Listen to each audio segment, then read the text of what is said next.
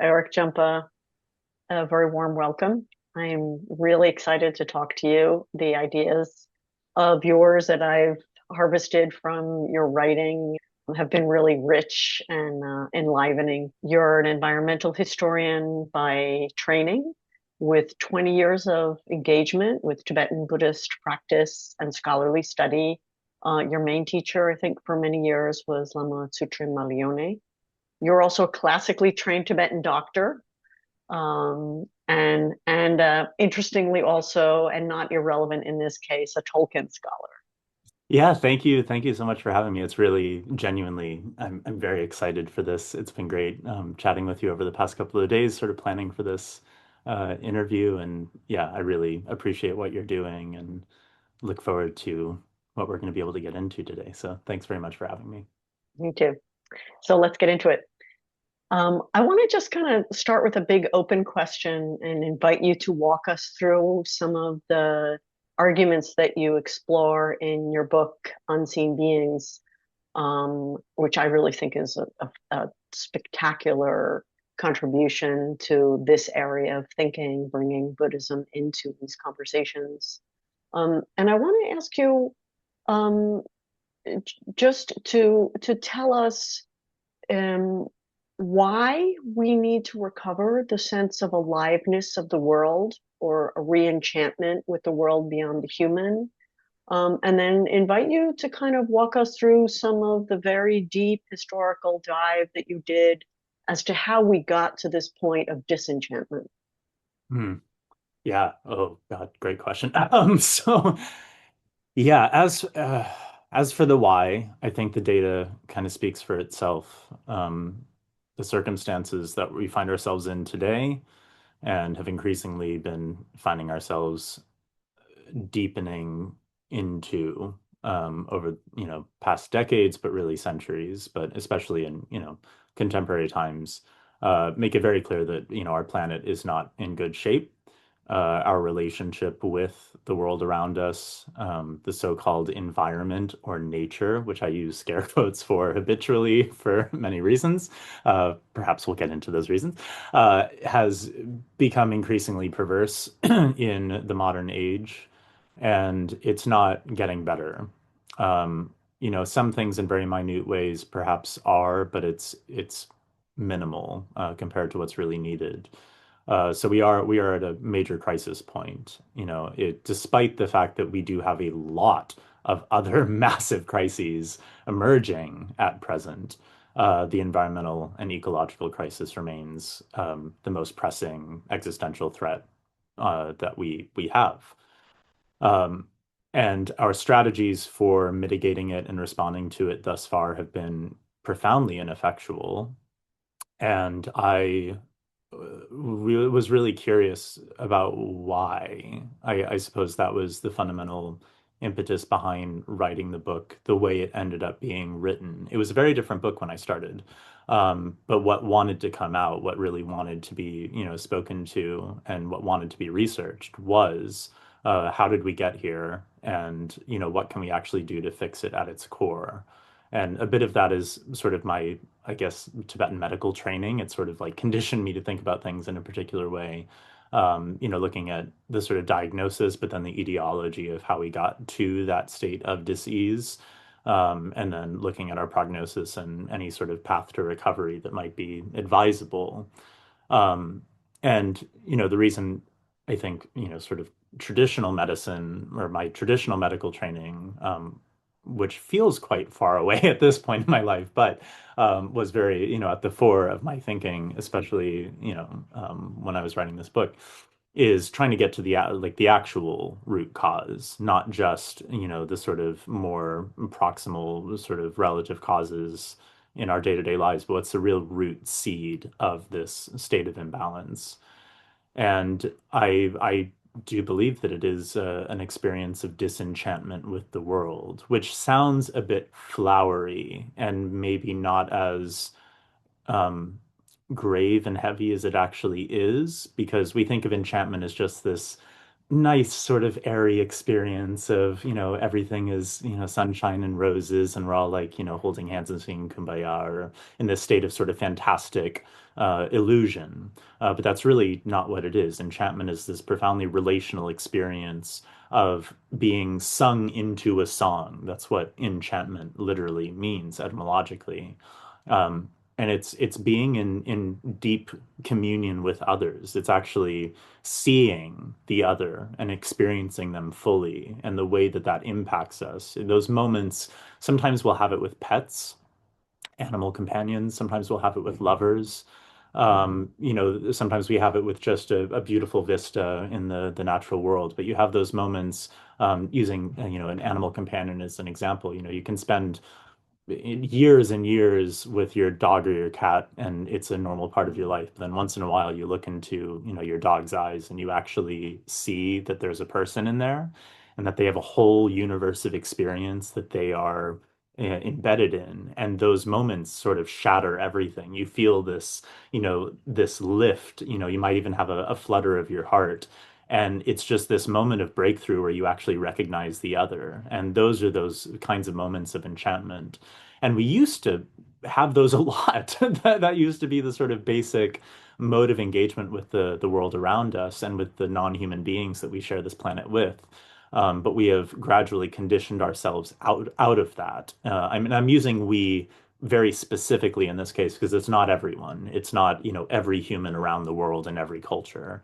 But mainstream so-called Western society, modernity as we know it, is really built around this sense of disenchantment, which has been a prerequisite for the capitalist exploitation of resources in this very anthropocentric world. So my project, if you will, was to try to sort of get to the core of how we became disenchanted, what were the pathways that, were utilized to sort of set this within our way of being, and what have the consequences been. Spoiler alert, the consequence has been the Anthropocene. It has been widespread ecocide. It has been the environmental crisis. And climate change. These are the consequences. That is what has come out of it. But that is, in my view, really the ultimate root cause. It's been our our conditioning to view the world as something that exists for the use of humans, that we are the center of everything, and that everything else exists solely for our utility. That mentality, even if we try to brush it up and make it nice and clean and green, as long as that is the ultimate MO underlying the way that we're engaging with the world, it's always going to end like this. It's always going to end with the Anthropocene.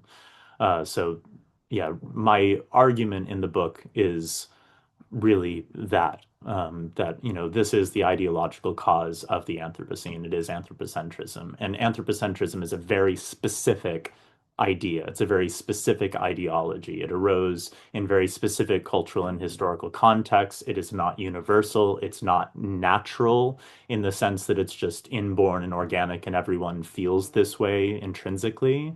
It's something that we had to learn. It's something that had to be imposed upon us, and that we have to train ourselves to believe. We still have to do this with children today. You have to teach a child to be anthropocentric. Otherwise, they would naturally be much less so.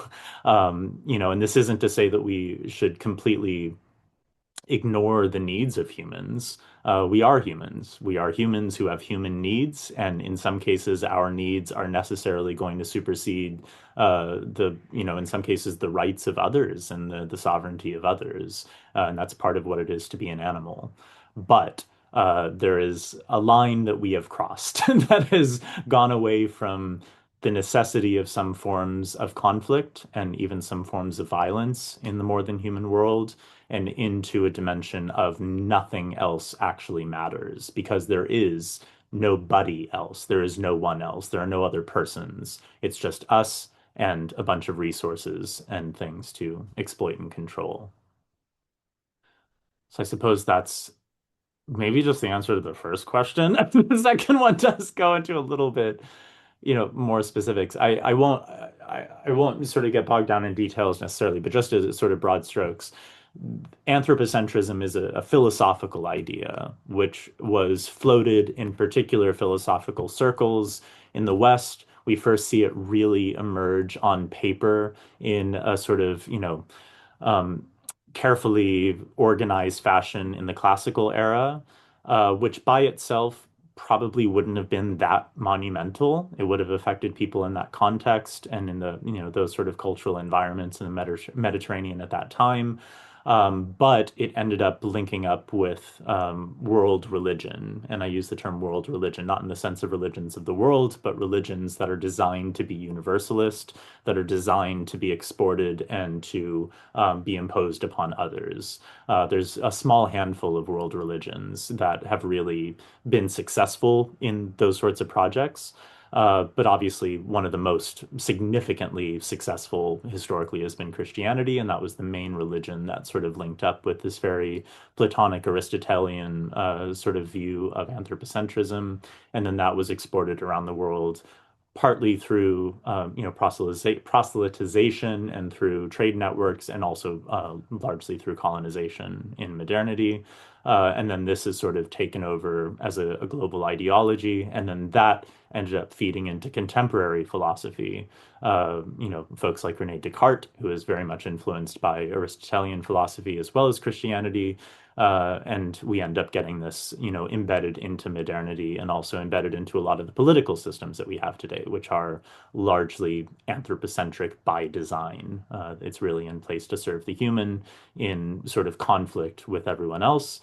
This, of course, also fed into modern, capitalist means of production and economic models, which are really built on the exploitation of both human laborers and also non-human beings and, environmental things, environmental objects and resources.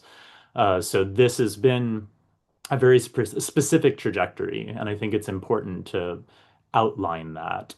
This is, in fact, one of the problems with the term Anthropocene, which I do use in the book, but I also talk about some of the problems behind the usage of that term, because the Anthropocene is the epoch of the anthropos, of humans. And if we treat it as a diseased epoch, which a lot of people do, then it would seem to imply that the disease is the anthropos, it's the human. So the problem is the human. And that isn't really the case. It's not all humans historically that have related to the world in this way. If you look at the vast majority of human societies and cultures throughout the history of our species, the vast majority of them would disagree with the basic premises of, our sort of modern anthropocentric worldview. They had very distinct ideas, and they didn't all agree about things. But we are the odd man out. We are the outlier, broadly speaking.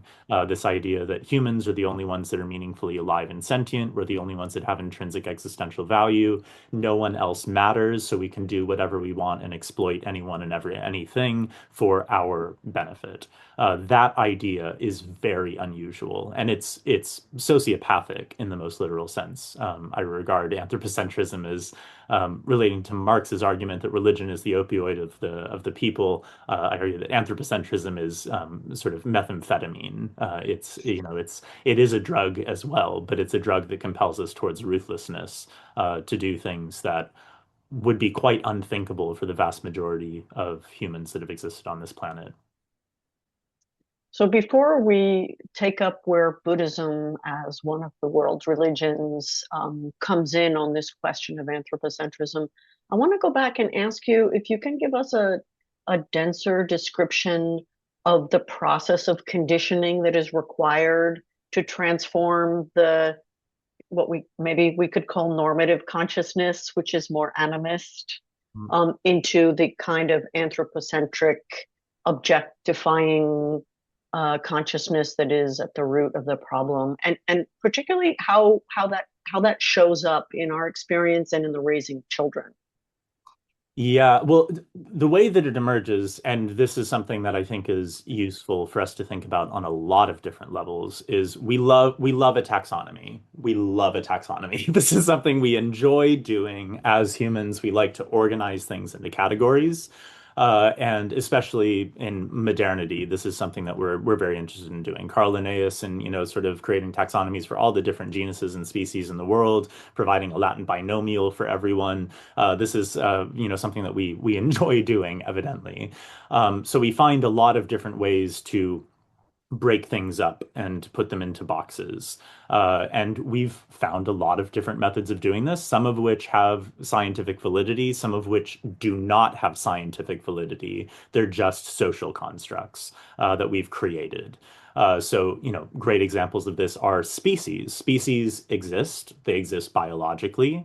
On a certain level, there is fluidity between them. We all share common ancestors, a common ancestor, all biological organisms, us, plants, other animals, our gut, microbes, we all share a common ancestor. So we are related, but species exist scientifically. That is something that we can look at and we can identify on a scientific basis.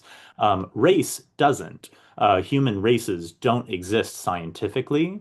That is strictly something that we've created sociologically, that people came up with and then decided to lump people into these categories. Racism definitely exists, which is why conversations surrounding race and the experiences of especially non-white people in a society that has been very much conditioned by white supremacy for hundreds of years, those are conversations that still need to happen. But they need to happen not because race is real, but because racism is real. So two different things here. One has a scientific basis, one doesn't, but they've both acted as these taxonomies that we use to sort of analyze beings and put them into boxes. So we can put, these creatures into this species box, these ones into this species box, these into these, and then we do the same thing with people and with racial boxes.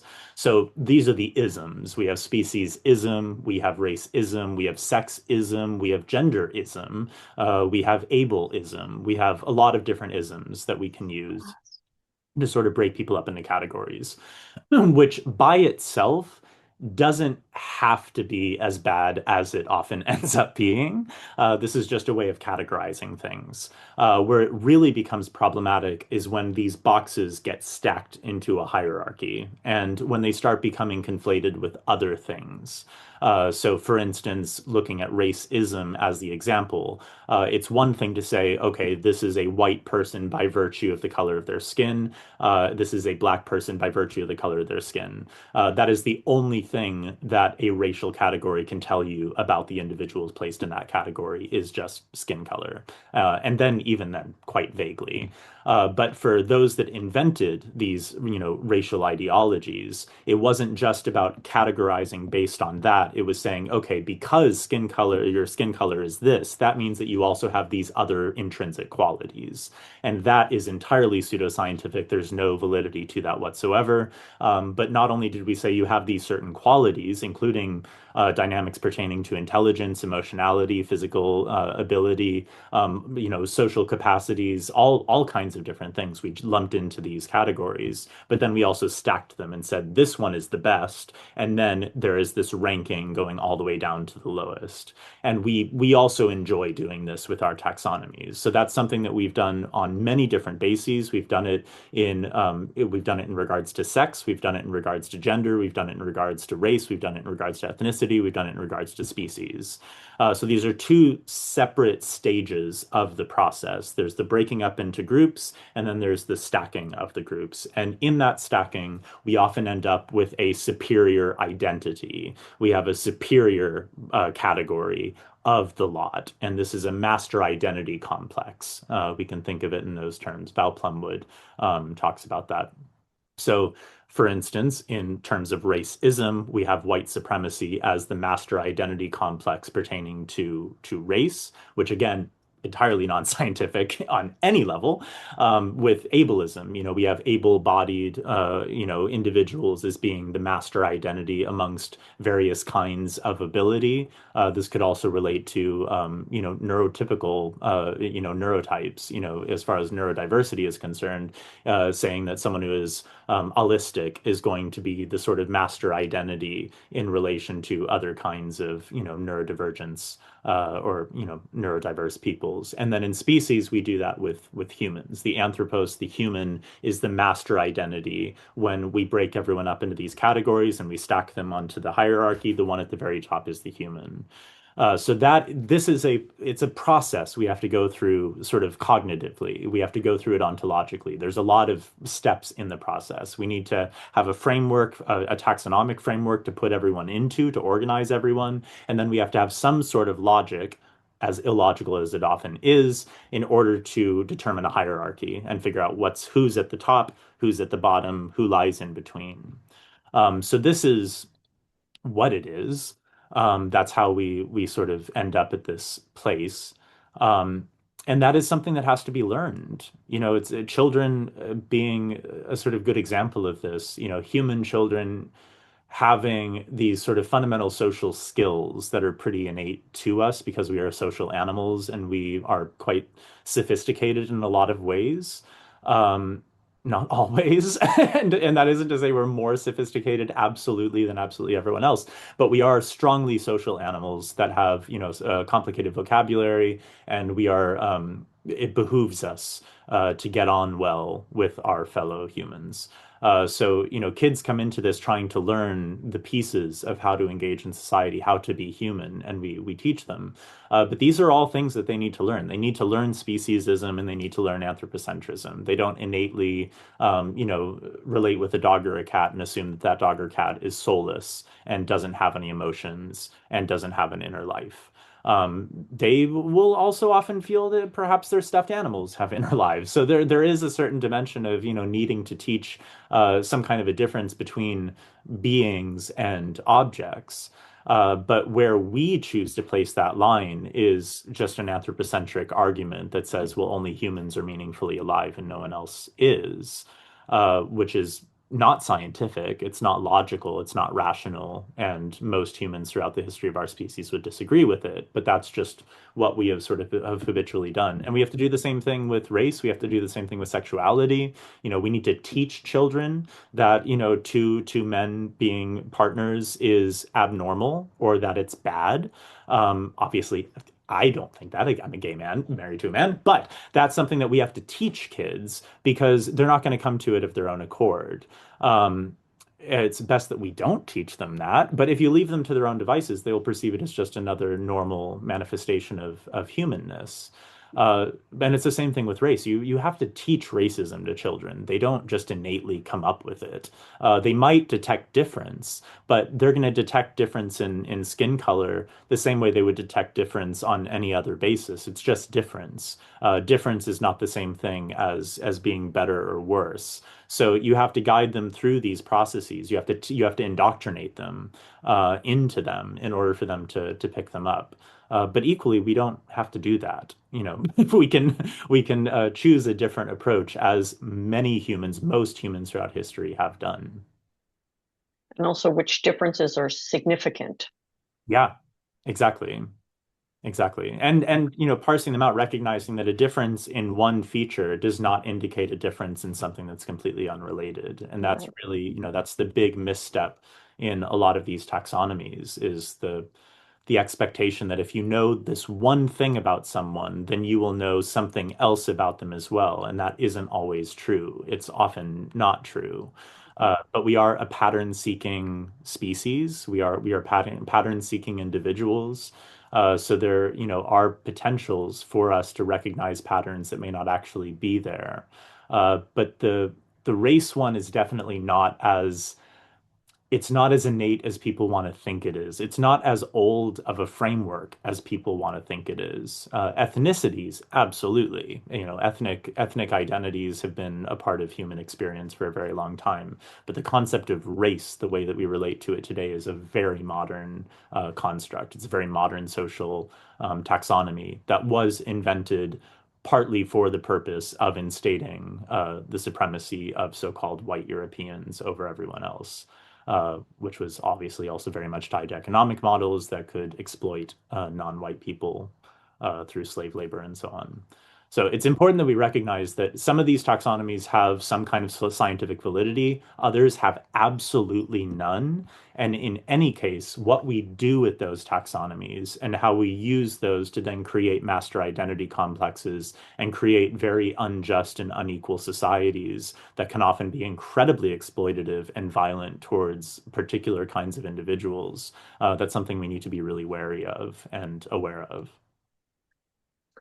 So when we start to move and widen our relationality or our understanding of what relationality we have beyond the human, you explore in your book a bit about dogs as kind of a common portal into our recognizing our connectedness to the more than human world. And I was I had a conversation recently with two Argentinian friends, Flor and Fernando.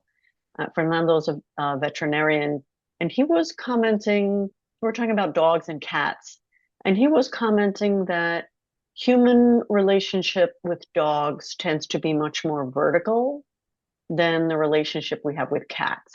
Mhm. Um, and that when people engage with dogs, they expect to be able to discipline them. They're going to get them to obey. They're going to train them, which is a way of asserting dominance over someone to train them, right? In a sense, whereas cats, that doesn't work. You can't really, you know, punish a cat in very effective ways to get them to behave as you want, and that for Fernando, cats were more interesting because of the kind of more horizontal differences or relationship that opened up. And it's interesting if we think that dogs are, one of the primary portals that we have either experientially or just socially into the more than human world, we're already stepping into that world as masters.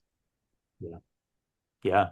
It's a very interesting point, and I think there's a lot of validity to it. I grew up with dogs, but as right now, as an adult, I have cats. My husband and I have two cats, and I don't have a dog, much to my chagrin, because dogs are my favorite people.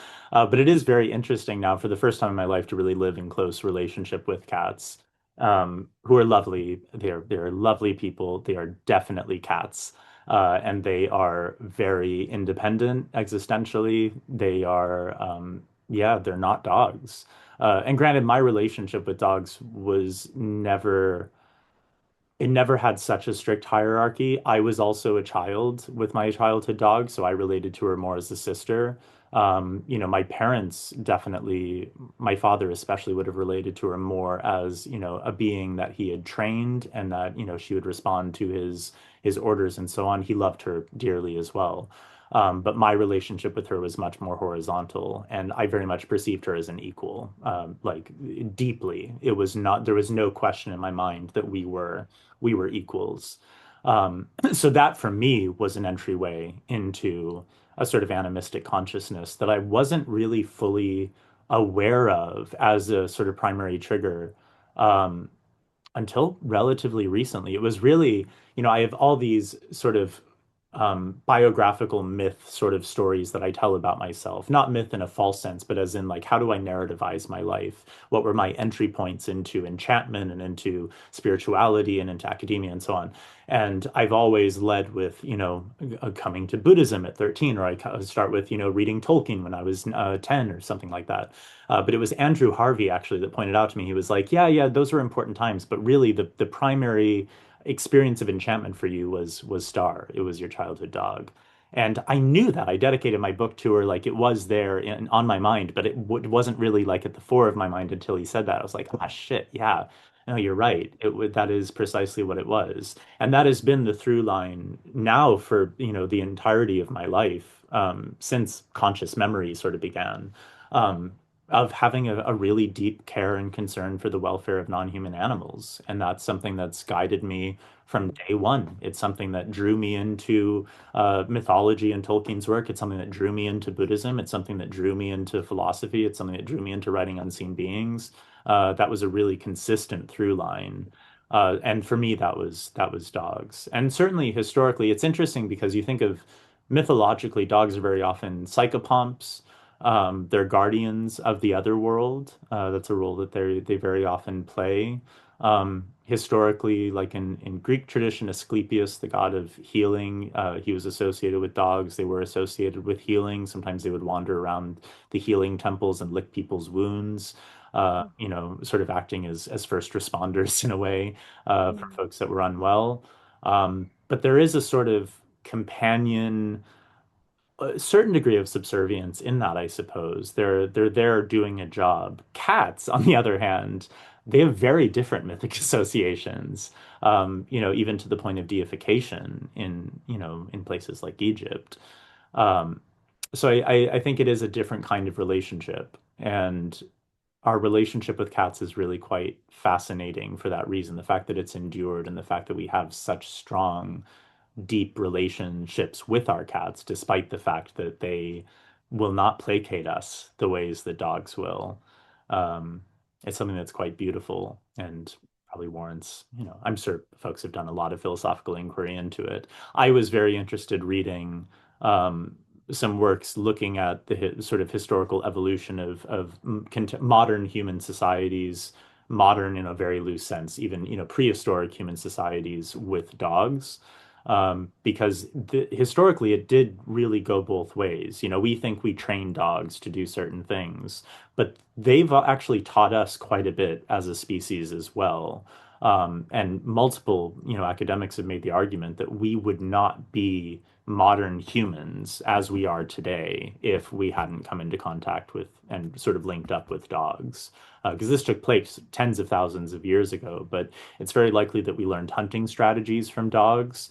We may possibly have even started marking territories due to our engagement with canines, seeing them do it and then adapting it for ourselves, which then gave way to, the rise of sort of pictographic representations and art as we know it. So there are certain Mhm. things that we learned from dogs, that it was a very two-way street. And early on, wolves are obviously a slightly different beast than our sort of modern dogs. So there was a certain degree of risk and a necessity for mutual sort of bilateral respect.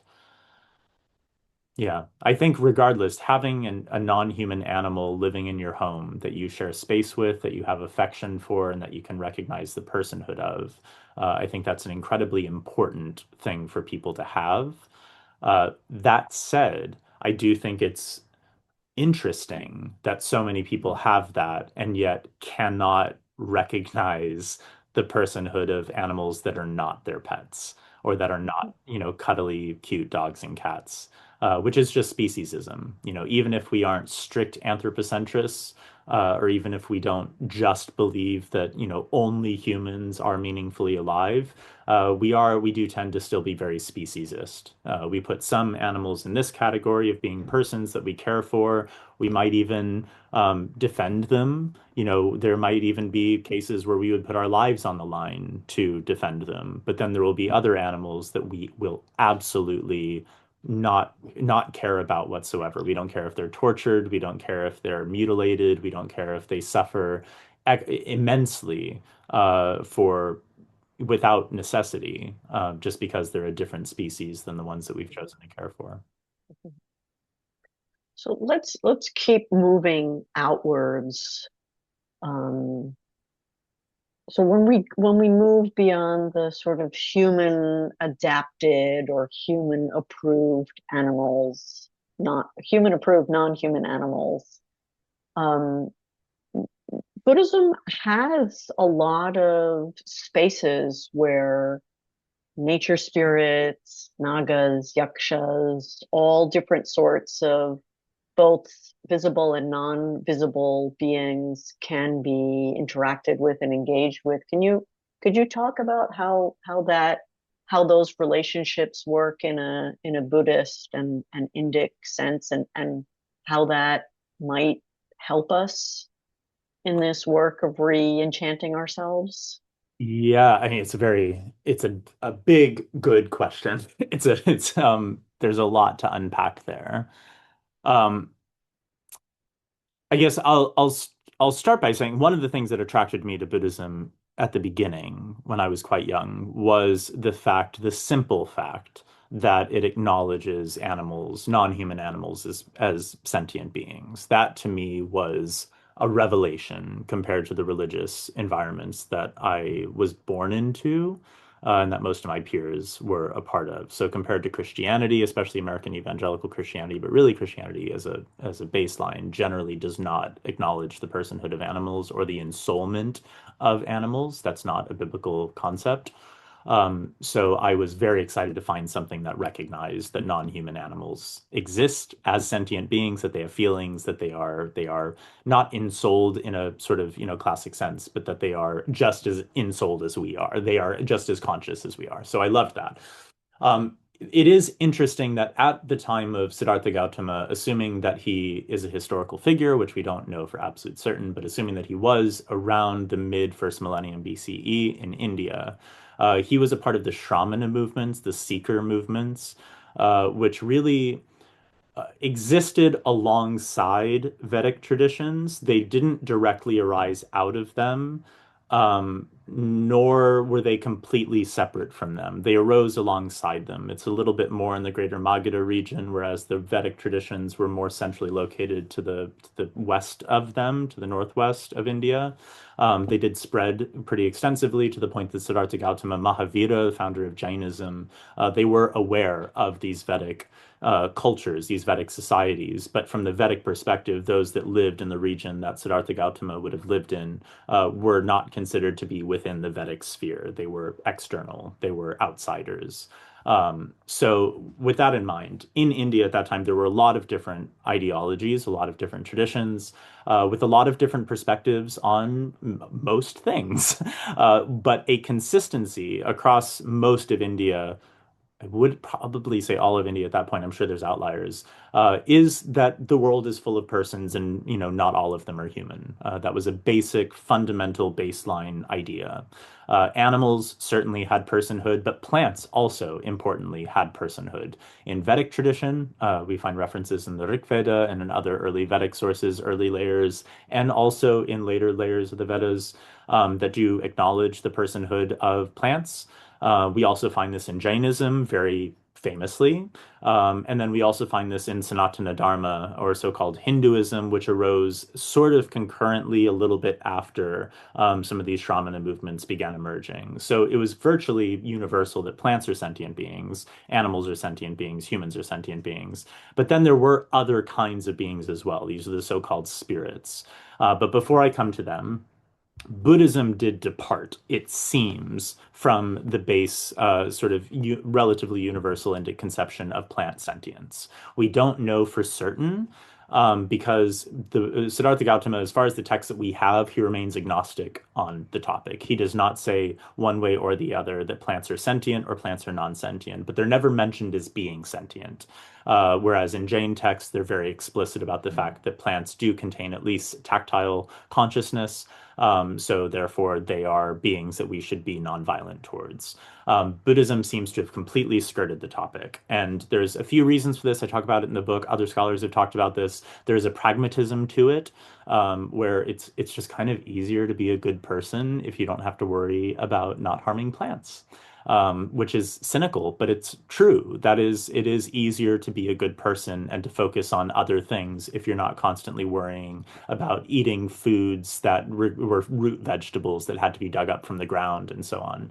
But on that, it's also easier to be a good person if you're not super worried about the other foods that you're eating, if you're not super worried about eating animal-based foods, if you're not worried about eating flesh and so on. So for the Buddha, a way of getting around all of this was his monastic construct of begging for alms. In doing that, monastics didn't actually have to contribute to this agricultural cycle, which did inevitably cause an immense amount of suffering to non-human beings. So they could beg for whatever, or for whatever people are willing to give them, and then they eat it with indifference. And in doing that, they're completely bypassing the sort of marketplace dynamics completely. For lay people, though, it's a bit different.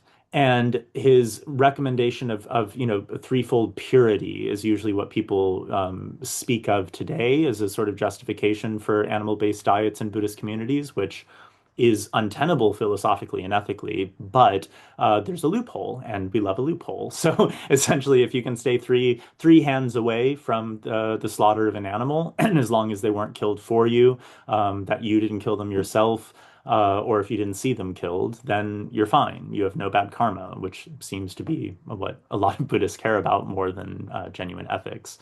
Um, so that's a little bit different, and I think that that had a lot more to do with it's easier to be a good person. Loopholes help us feel like we're better people. And that is pragmatic for a new religion to gain converts and support is, what is the average person more likely to join? A religion that you can join and, feel like you're a good person and gain some strategies and some practices, be a part of a community, master your mind and attain liberation, or to join a tradition where suddenly your entire way of living is evil and causing suffering, and you have to atone for it and change every way that you're existing. The former is going to be much more compelling for most people. So this was a pragmatic choice, I think, to make Buddhism more appealing than Jainism, which was far more ascetic. The Buddha himself probably experimented with Jain asceticism specifically in his early years. At least this is what the story tells us. And he knew that that extremity probably wasn't going to be the most pragmatic for a new religious movement or a spiritual community. So that's one side of it, is like that sort of explains the animal plant thing. So he made it very clear animals are sentient beings. We should be nonviolent towards animals, but there are loopholes if you want to eat animal-based foods and not feel bad about yourself. So he creates that. Plants, no word on it. What we do get, though, and this feeds into the spirit conversation, is there are plant spirits, there are tree spirits, there are yakshas that are mentioned in the Jataka tales. They're mentioned in the sutras. We see them as characters in the Buddhist world, and these are spirits who abide in trees. And this is a complicated idea, and it ends up interfacing with other indigenous traditions across Asia in very interesting ways. It's very similar to the dryad construct. Oh, sorry. Um, it's very similar to the dryad construct in the ancient Mediterranean and the Greek world, where essentially a dryad was coeval with a tree. So it wasn't that they're a spirit that lives in a tree for a time. It also wasn't necessarily that they were the tree. It's that the dryad and the tree are coeval. So as long as the tree is in existence, the dryad is there. If the tree is killed, the dryad is also functionally killed. Seems to be similar to at least early yaksha sort of ideas. But then it evolves into a slightly different construct by the Buddhist era, so that these yakshas are, humanoid kinds of spirits that Siddhartha Gautama is in dialogue with. And there are, admonishments in the Vinaya against cutting down trees. And this very likely has to do with a firmly held conception at the time that trees are sentient, that they are spirited, they are ensouled in their own sort of way. I acknowledge that I'm using the term soul in a Buddhist context, which people are going to raise eyebrows about, but it's not a permanent, everlasting personal soul, but ensouled with a sort of lowercase s. Um, so there was certainly an acknowledgement of that. And as well as many other kinds of spirits. We find in the Sutric tradition there are at least 8 classes of non-human spirits that engage with the Buddha at various points. We find these 8 classes end up in Tibet being conceptualized as the Hlasindegye, or the Hladre Degye. It depends on what you're looking at, but these 8 classes of gods and spirits, or 8 classes of gods and demons, which I'll come back to hopefully a little bit later.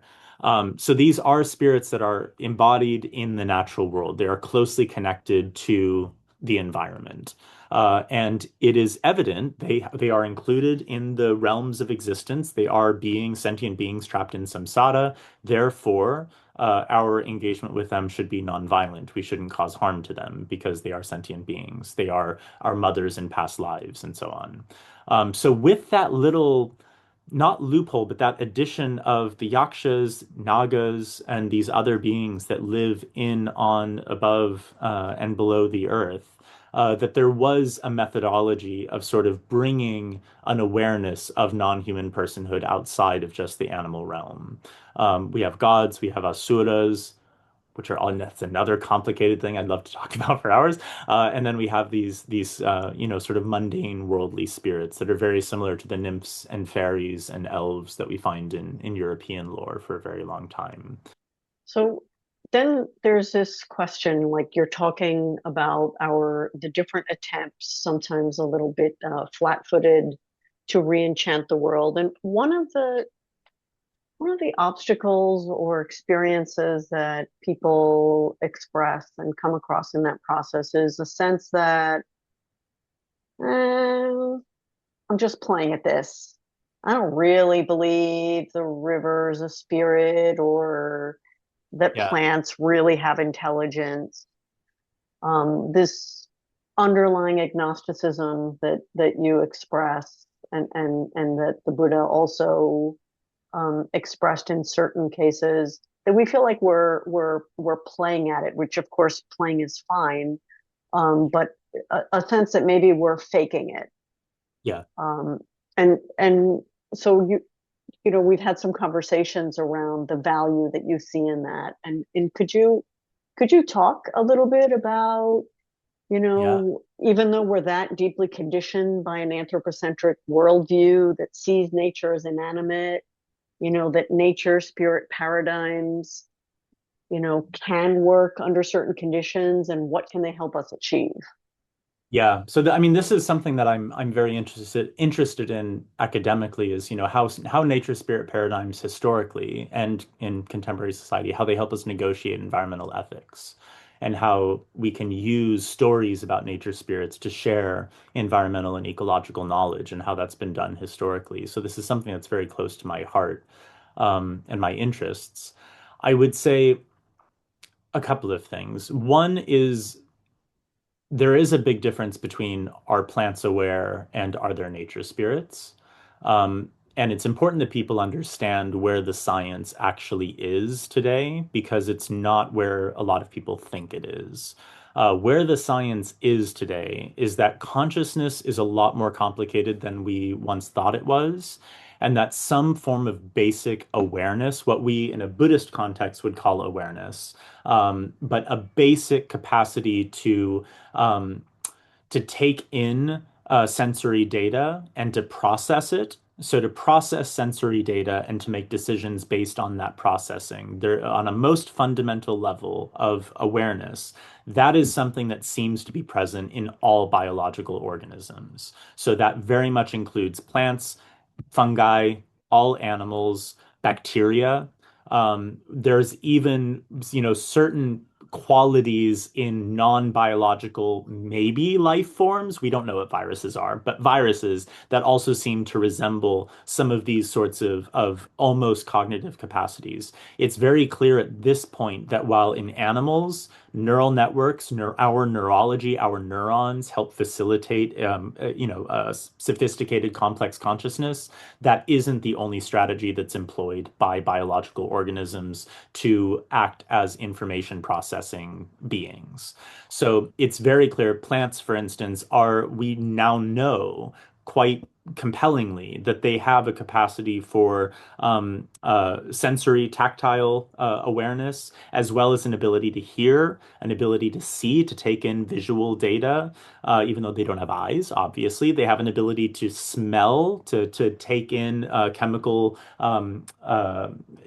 signatures from the air around them, and also to taste, to be able to detect chemical compositions of things that are on them. So they have sight, smell, sound, taste, touch, and they can also communicate, they can learn, they can retain memories, they can recall memories. And this is something we didn't know scientifically 30 plus years ago. This is only within the past 30 years that we've really come to a more complex understanding of this. Same goes for fungi, same goes for unicellular blobs, same goes for bacteria. There is a lot that scientists now know or are learning about non-human and non-animal beings that that would blow most people out of the water. It blew me away completely. And I share a lot of those insights from the science community in Unseen Beings. But that is something that I think is important that we're aware of as something that actually is grounded in data and in fact. Now, the jump there from that to nature spirits is an interesting one. And I think that one of the benefits of well, before I get there, actually, I will say one other thing about the plant intelligence that ties in. So we've also discovered that plants and fungi, and a lot of people now know this because of great books like Peter Wohlleben Hidden Life of Trees and so on, that trees and plants actually can communicate through mycorrhizal networks, fungal networks underneath the forest floor, especially in old growth forests, so that many different trees will actually be directly connected, be able to share information, to share data, and to also share resources with one another, thus creating almost a kind of neural network in the forest itself. So it's quite interesting because on one level, you have discrete organisms, a discrete tree that themselves is a person. They have sensory abilities, they're information processing organisms, they can communicate with other trees and with other kinds of beings. They are a person by our most sort of rudimentary definition of the term. But also, when they're connected via these mycorrhizal networks with all of the other trees, they become this sort of compound being, this compound person made up of a bunch of littler persons, which is a very fascinating thing that we have a very difficult time conceptualizing. Now, one of the things that, one of the challenges that we face is we can be very pragmatic and very scientific about non-human beings and, recognize, okay, plants are persons, and yes, we have to eat plants at the very least, but we can probably minimize the amount of suffering that they experience when we do so. We can try to be more sustainable in our consumption of plant-based foods. We can completely cut out animal-based foods because we recognize that the suffering that they experience is exponentially worse than that of plants, etc. We can do all of that. But then what do we do about these forest holobionts, these compound organisms? What do we do about a mountain? What do we do about a river? What do we do about the ocean? What do we do about a lake? These are not discrete biological organisms. So we don't have the scientific framework or the sort of narrative framework to conceptualize what a person could be if they're not a biological organism, if they're not a part of our biological family. This is when nature spirit paradigms, I think, become incredibly useful because we do have a paradigm for thinking about a forest ecosystem connected by mycorrhizal networks that all communicate with each other. It's a god of the forest. It's a forest spirit. These are stories that we've been telling for a very long time. We do have a paradigm for talking about a mountain ecosystem, a sensitive mountain ecosystem that has some places that are very sensitive that you shouldn't go to, and they have other parts that are hidden and should remain hidden, and other places that are more accessible and that might provide us with things that we need. It's mountain gods, it's mountain goddesses, it's these stories that we've had in our cultural traditions that do align or at least give us a framework to be able to relate to so that we can feel that we are in relationship with a mountain, with a river, with a lake, with a forest. So for me, it's not necessary. I am agnostic to the existence of nature spirits. I love nature spirits. I love learning about them. I love thinking about them, and I am very open to the possibility that they exist. But I don't know. I don't know. But I find it pragmatically useful to act as if they are real because it supplies us with a framework that allows us to enter into a more relational experience with the world around us and with the non-human environments that we inhabit and cohabitate with. So it's that subjunctive mode, the as if. That's where I think the magic really happens. Also with ritual, with a lot of different ceremonial and ritual procedures that people might engage in. It's We think that we need to believe earnestly in all of these things in order for them to be efficacious. But earnestness is not all it's cracked up to be. And we see that really clearly when looking at other traditions that we don't identify with. We're very ready to judge other people for being literalists about their beliefs and taking it too far. But then folks are very rarely, as critical about their own beliefs that they hold on to. But we can engage in these sorts of paradigms. We can play with them. We can experiment with them. We can do rituals within those frameworks without earnestly, sincerely believing their fundamental truth claims. Because what they offer is something more valuable, perhaps, than, data, than facts. It offers us relational paradigms. It offers us an ontological worldview that we can step into to help us better understand things. I talk a lot in the book about stories, about, stories are really, they are the operating systems through which our brains process reality, process existence. We are a storytelling species at our core. So we don't do so well just taking in raw data. Some people maybe can do something with it. I can't do anything with it. It's not useful for me. I have to plug it into a story. And this is true for most of us. We can hear all of the numbers and facts and figures about, for instance, the climate crisis. We can hear about the rapidly melting glaciers. We can read about the rising ocean, levels. We can read about the increasing proliferation of greenhouse gases in the atmosphere. But it's just numbers. It's just data. It doesn't. Oh, what do we do with that? We need stories to understand it, and that's really where these sorts of paradigms come in, I think. A story can go a long way in transforming what we know about the world in, into what we feel about it. And I think that that's an important step on the path to our recovery. So the pathways that stories open up into retaking, remembering, reoccupying our relationship to the more than human world. Buddhism has its set of those stories. Um, but you also work a lot with the mythologies or the stories, I should say, that Tolkien generated, and that as a mythic commons Yeah. um, works maybe in a more interesting way than Buddhism might for the kind of shift of paradigm that needs to happen on a massive scale beyond just Buddhist communities. And I wonder if you could just sort of as a closing reflection, talk a little bit about how that stream of reflection has enriched or what it offers. Yeah. Engagement with encounters with Tolkien's work, with his legendarium, that was my entryway um, into the world as I know it today. It was my entryway into enchantment. My experience with my childhood dog, that was my awakening to the existence of non-human persons and an awakening of a love and care for them. But my real trigger for an experience of enchantment with the world came through reading Tolkien. And that's true for a lot of people. I find that increasingly. I do a lot of Tolkien scholarship. I'm on the board of trustees for the Tolkien Society. I engage a lot with Tolkien readers and people in this community. And for a lot of folks, this is a shared experience. Um, and I think there's a lot of reasons for that and a lot of reasons why we shouldn't take that too lightly. There's something really potent about it. One being that the works themselves are remarkable. Tolkien himself was remarkable as an individual. I think very much a modern mystic and philosopher in many respects, but someone who tapped into a vein of human story, of more than human story, that is very rarely tapped.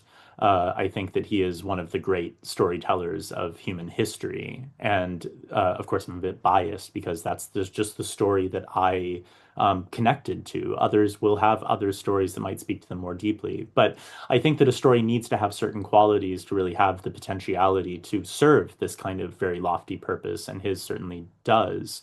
I think for our time in particular, Tolkien's works, not just The Lord of the Rings, but also some of his works about elder eras, elder ages, the Second Age in particular. These are stories that are very resonant to our experience in the Anthropocene. I think the story of the ring as a whole is one of the most potent motifs that we have in modern media.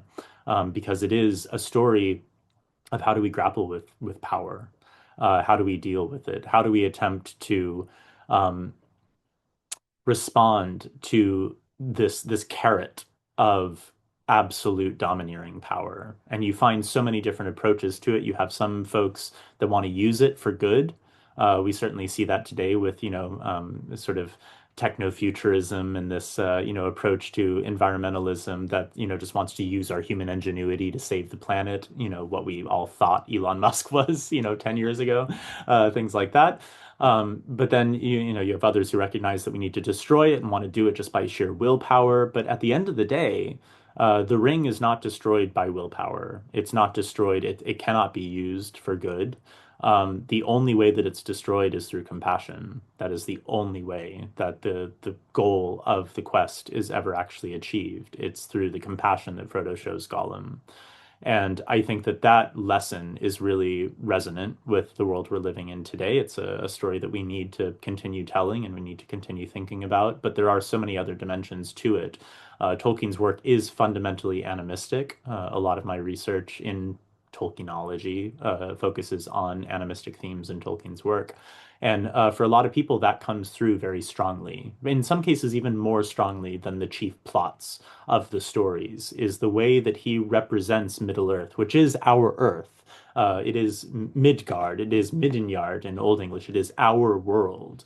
How it is alive. It is a character in and of itself. It is resplendent with many different kinds of beings. And the story, in many ways, is about be different kinds of beings coming together and being in fellowship in order to undermine any attempts to sort of have this domineering authority over everyone and to undermine everyone's sovereignty.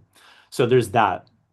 I do think that I think it's one of the best sets of stories ever written. I do find personally, I always found his mythology far more compelling than Buddhist storytelling. Buddhism has a lot of very lovely things to offer, excellent philosophical ideas, practical frameworks. The myths themselves, I never felt myself terribly moved by. But for me, Tolkien was. And what I think is also interesting about it that makes it really valuable in our time, in our, very post-religious and almost also post-secular era, this strange world where, most rapidly increasing spiritual demographic worldwide, not worldwide, but in the Western world, is folks that identify with no religion is the fact that, we all know that J.R.R. Tolkien wrote his legendarium in the 20th century. We know that it's a modern story. It's a collection of stories. We know that it's a fiction. Um, certainly I don't know anyone who is under any kind of delusion that, their Frodo Baggins really lived 6,000, 9,000 years ago and really did all of these things. We know it's a myth. Nevertheless, it can be profoundly compelling. It can still act as a mythic commons. It can still be something that is deeply important to people. I don't believe in the historicity of Gandalf, but he is probably the most important mythic figure or sort of like deific kind of archetype in my psyche. He is the figure that I find to be most sort of sacred. So it is interesting because it can provide us with that mythic commons where many different kinds of people from many different backgrounds, Christian, Muslim, Jewish, Buddhist, Hindu, secular scientist, you can have folks from many different backgrounds, pagans certainly, can all come to Tolkien and share these stories and engage with them with the subjunctive as if mode, reading the books as if this really happened and feel ourselves moved by the myths without actually falling into the delusion of, oh, no, this is absolute truth. And sometimes we really struggle with that with religious mythology. Obviously, that's a big issue in Abrahamic religion. It's also a big issue in Buddhism and other non-Western religions is there is this tendency to think that the only way that this can be valuable to me is if I believe all of it sincerely. And that isn't necessarily true. We can enter into that subjunctive mode, and these sorts of practices and rituals can really move us and transform us in some important ways. And I think a good way to experiment with that is by actually diving into a body of myth that we know is myth, but that we feel a deep connection to. Because there is something magic about it, but it's something that we have to necessarily remain on this sort of outside of. We can't become totally washed over by it the same way we can with religion. Yeah. Thank you so much for this incredible exploration. But thank you so much for having me. I really Thanks appreciate so it. much.